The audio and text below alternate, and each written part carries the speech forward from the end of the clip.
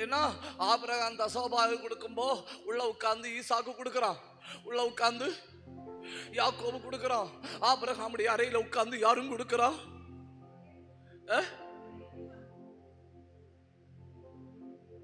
எனக்கு நீங்க பேசுறது கேட்கல. லேவியும் கொடுக்கறான். எத்தனாவது தலைமுறை? 4 தலைமுறை. அப்போ இந்த கூடாரத்துல வந்து உட்கார்ந்து நீங்க ஒரு தடவை ஜபிக்கிறீங்க இல்லையா ஜபம், அந்த ஜபம் குறைஞ்சது 4 தலைமுறைக்கு.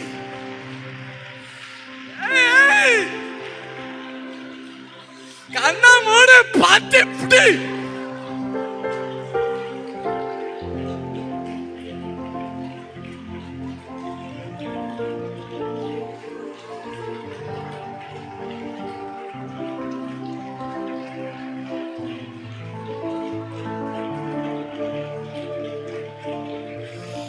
ஜபம் பண்ணின உன் பிதாக்கள் இந்த பூமியில இல்ல, ஆனா அவங்களுக்கு கிடைச்ச வாக்கு தத்தம் தலையில இருக்கு.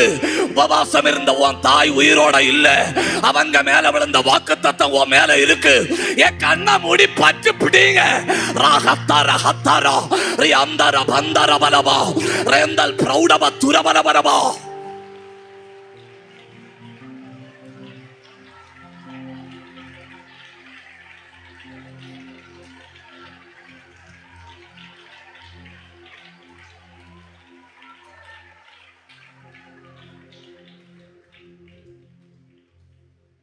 அப்போ அறை என்பது எதை காட்டு தெரியுமா?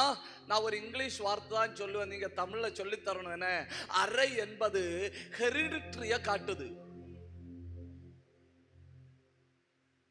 What you mean by hereditary? புதிய கம்ப்யூட்டர்லாம் எடுத்து வச்சுட்டு அங்க மறைஞ்சு உட்கார்ந்துருந்தா நான் விடுவேன்னா?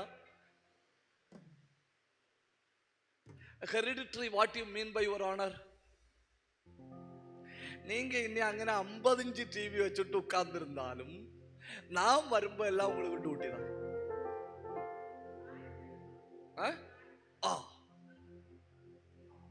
என்ன